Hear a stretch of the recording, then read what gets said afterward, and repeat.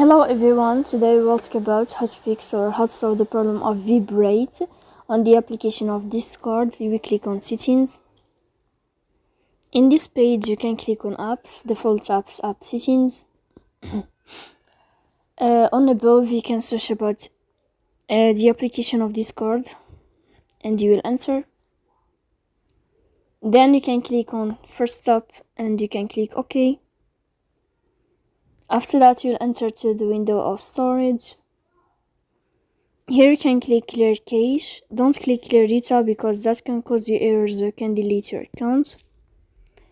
In the end you can turn off your phone and you can wait a moment to turn on your phone again to fix that problem. So please don't forget to support us by like and subscribe. See you next time in another video, and thank you for your attention and your watching.